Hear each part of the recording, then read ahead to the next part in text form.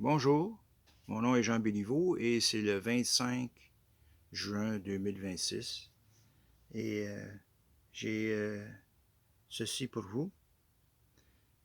Ça, ça s'appelle Vers une civilisation de la conscience.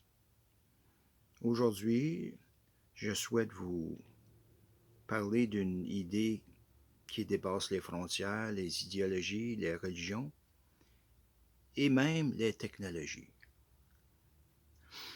Je souhaite vous parler de ce que pourrait devenir l'humanité si elle choisit d'évoluer non seulement dans ses connaissances, mais également dans sa conscience. Depuis des milliers d'années, les civilisations humaines ont cherché à progresser.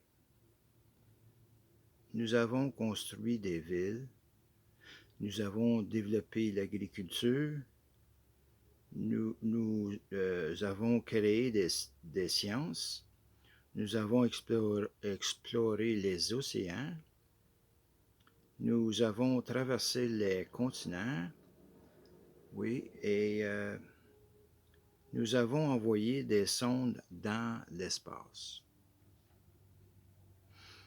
Nous avons créé des technologies qui auraient semblé magiques aux générations précédentes. Pourtant, malgré tous ces progrès, une question demeure. Avons-nous progressé au même rythme dans notre conscience? Avons-nous appris à mieux nous comprendre, à mieux nous respecter, à mieux coopérer, à mieux utiliser notre intelligence collective? C'est ici que commence l'idée d'une civilisation de la conscience. Une civilisation de la conscience n'est pas une civilisation parfaite. Ce n'est pas une utopie.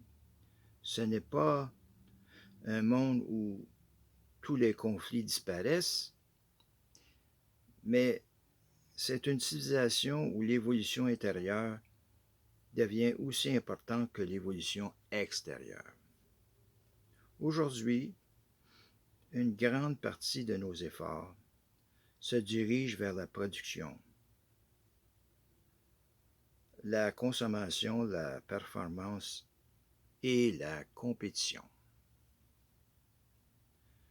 Ces éléments ont leur utilité, mais ils ne suffisent pas à eux seuls à créer une société équilibrée.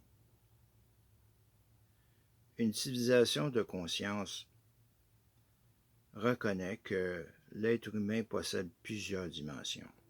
Une dimension physique, une dimension intellectuelle, une dimension émotionnelle, une dimension sociale, une dimension morale et, pour beaucoup de personnes, une dimension spirituelle. Développer une civilisation de la conscience signifie chercher à faire progresser toutes ces dimensions ensemble. Cela signifie reconnaître que l'intelligence seule ne garantit pas la sagesse. Nous pouvons posséder des technologies extraordinaires tout en continuant à reproduire des comportements destructeurs. Nous pouvons accumuler des connaissances immenses tout en manquant de compréhension humaine. Nous pouvons devenir puissants sans devenir plus responsables. C'est pourquoi la conscience devient essentielle.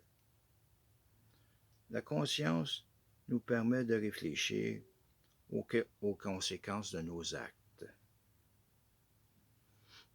Elle nous invite à dépasser les réactions impulsives. elle nous pousse à considérer le bien commun et non seulement nos intérêts immédiats. Dans une civilisation de la conscience, l'éducation ne se limite pas à transmettre des connaissances. Elle aide aussi les individus à développer leur esprit critique, leur empathie, leur sens des responsabilités et leur capacité à dialoguer. Dans une civilisation de la conscience, la technologie n'est pas une fin en soi. Elle demeure un outil. Son rôle est d'améliorer la qualité de vie humaine tout en respectant la dignité de chacun. L'intelligence artificielle, la robotique et les innovations futures doivent être guidées par des principes d'éthique et humaine. Le progrès technique sans conscience peut devenir dangereux. Le progrès technique accompagné de conscience peut devenir extraordinaire.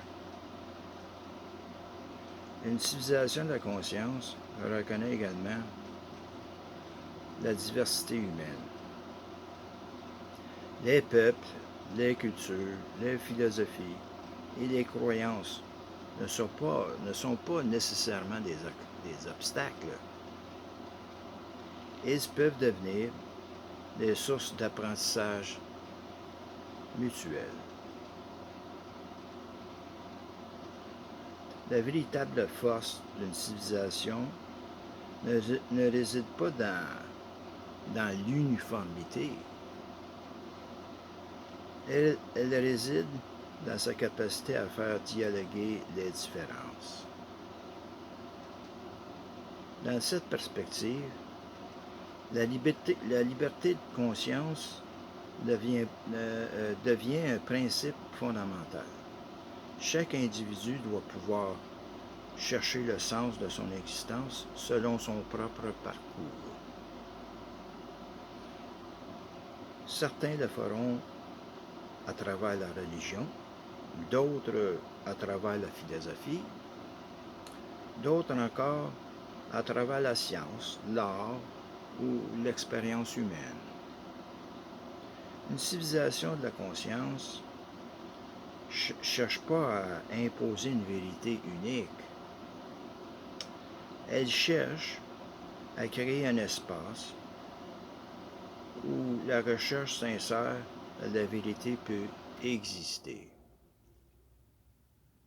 Elle reconnaît également l'importance de la responsabilité. Les droits sont essentiels, mais la responsabilité le sont également. Nous avons des responsabilités envers nous-mêmes, envers nos proches, envers nos communautés, envers les générations futures et envers la planète qui nous permet de vivre. Cette vision ne repose pas sur la peur. Elle repose sur l'espoir. L'espoir que l'humanité puisse devenir plus consciente, plus sage, plus coopérative, plus responsable, plus capable de transformer ses connaissances en sagesse. Alliance Harmonia propose une réflexion dans cette direction. Non pas pour créer une nouvelle idéologie fermée, non pas pour remplacer les croyances existantes, mais pour encourager un dialogue entre les différentes visions du monde. Un dialogue fondé sur la dignité humaine, sur la liberté de conscience, sur la responsabilité, sur la recherche du bien commun, sur l'évolution continue de l'être humain. Peut-être que la prochaine étape de l'histoire humaine ne sera pas seulement technologique. Peut-être serait-elle également intérieure.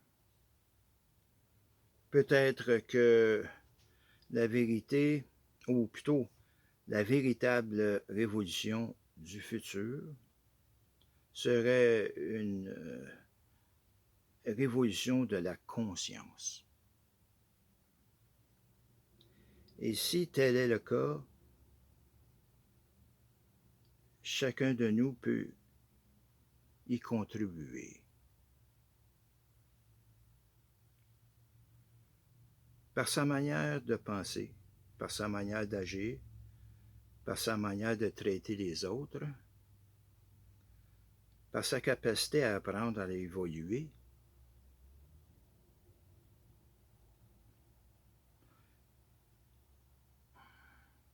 Une civilisation de la conscience ne se construit pas uniquement dans les gouvernements ou les institutions.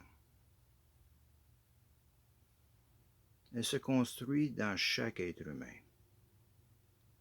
Et c'est peut-être là que commence l'avenir.